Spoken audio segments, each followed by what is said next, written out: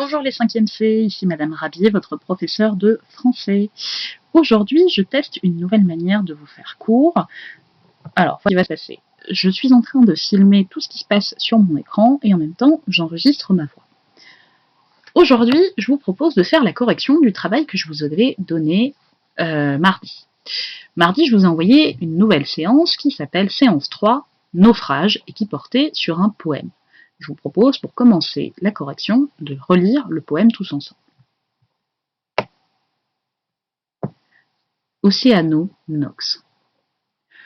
Oh, combien de marins, combien de capitaines, qui sont partis joyeux pour des courses lointaines, dans ce morne horizon se sont évanouis. Combien ont disparu, dure et triste fortune, dans une mer sans fond, par une nuit sans lune, sous l'aveugle océan à jamais enfoui. Combien de patrons morts avec leurs équipages.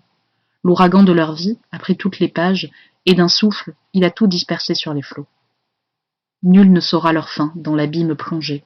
Chaque vague en passant d'un butin s'est chargée. L'une a saisi l'esquif, l'autre les matelots. Nul ne sait votre sort, pauvre tête perdue. Vous roulez à travers les sombres étendues, heurtant de vos fronts morts des écueils inconnus. Oh, que de vieux parents qui n'avaient plus qu'un rêve sont morts en attendant tous les jours sur la grève ceux qui ne sont pas revenus. On demande, où sont-ils?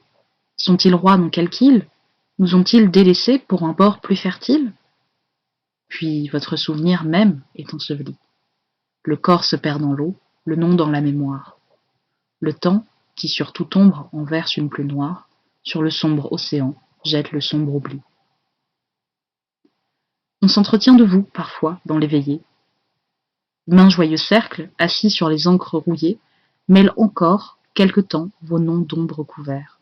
Au rire, au refrain, au récit d'aventure, aux baisers qu'on dérobe à vos belles futures, tant de dormez les ombres. Bientôt, des yeux de tous, votre ombre est disparue. L'un n'a-t-il pas sa barque, et l'autre sa charrue? Seuls, durant ces nuits où l'orage est vainqueur, vos veuves au front blanc, lasses de vous attendre, parlent encore de vous, en remuant la cendre de leur foyer et de leur cœur. Et quand la tombe, enfin, a fermé leurs paupières, rien ne sait plus vos noms, pas même une humble pierre, dans l'étroit cimetière où l'écho nous répond. Pas même un saule vert qui s'effeuille à l'automne, pas même la chanson naïve et monotone que chante un mendiant à l'angle d'un vieux pont. Où sont-ils, les marins sombrés dans les nuits noires? Ô flots, que vous savez de lugubres histoires, flots profonds, redoutés des mers à genoux. Vous les racontez en montant les marées, et c'est ce qui vous fait ces voix désespérées que vous avez le soir quand vous venez vers nous. Victor Hugo, Les rayons et les ombres, 1840. Les premières questions que je vous posais étaient des questions qui portaient sur la forme du poème, qu'est-ce qui faisait que ce texte était un poème. Alors déjà, qui est l'auteur du poème? On vient de le dire, c'est Victor Hugo, qui est l'auteur de ce poème, tiré d'un recueil de poésie qui s'appelle Les rayons et les ombres. Souvenez-vous, les titres des œuvres, soit on les trouve toujours en italique, quand on peut le faire sur traitement de texte, soit on les souligne. Et le vers 1, comment appelle-t-on ce type de vers? Alors, rappelez-vous, quand je vous demande la longueur d'un vers, c'est que je vous demande de quel nombre de syllabes qu'il y a dedans. Comptons les syllabes du vers 1. Oh, combien de marins, combien de capitaines? 12 syllabes. Et vous vous souvenez, un vers de 12 syllabes, ça s'appelle un alexandrin. Regardons maintenant si Victor Hugo utilise des alexandrins dans tout le poème. Alors, regardons par exemple le vers 18. Ceux qui ne sont pas revenus à 8 syllabes. Là, ce n'est donc plus un alexandrin, puisqu'il y a 8 syllabes, on appelle cela un octosyllabe. Et si on regarde un petit peu partout dans le poème, par exemple vers 36, de leur foyer et de leur cœur, 8 syllabes, octosyllabes, on s'entretient de vous parfois dans les veillées, on s'entretient de vous parfois dans les veillées, 12 syllabes, alexandrin. Victor Hugo utilise donc à la fois dans ce poème des octosyllabes et des alexandrins. Combien de strophes y avait-il dans ce poème? Les strophes, souvenez-vous, c'est le nom qu'on donne en poésie à un paragraphe. Alors il suffit de les compter. 1, 2, 3, 4, 5, 6, 7 et 8. 8 strophes donc dans ce poème. 8 strophes à chaque fois, composées de 6 vers, donc de 6 lignes.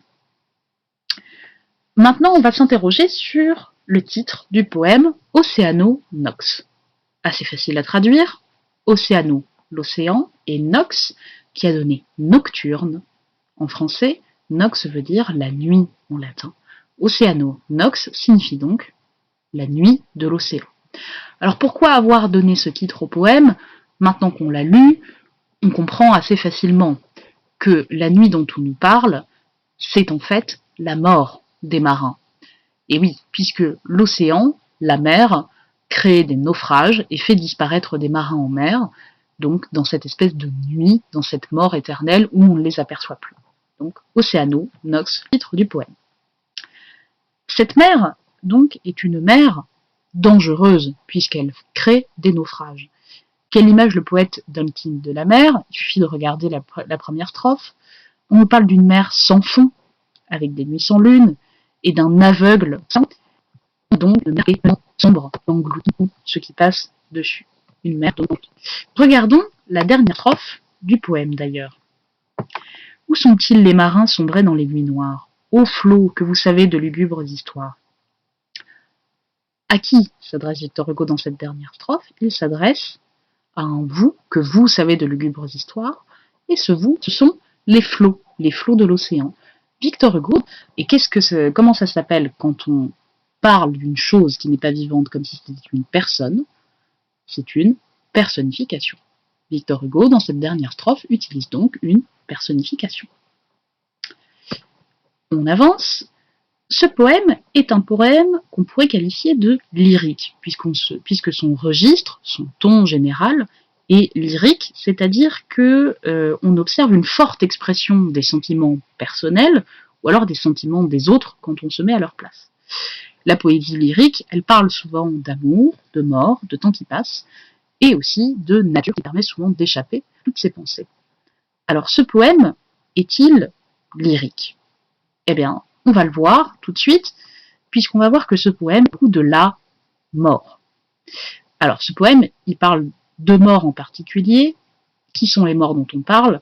Ce sont, on regarde les vers 1 et 7 par exemple, les marins, les patrons et leurs équipages. Ce sont donc les gens qui travaillent sur la mer, qui prennent la mer en bateau. Ce sont eux qui sont amenés à mourir. Et pour parler de leur mort, on va voir que Victor Hugo développe tout un champ lexical, c'est-à-dire un ensemble de mots qui appartiennent à un même thème, donc tout un champ lexical de la mort.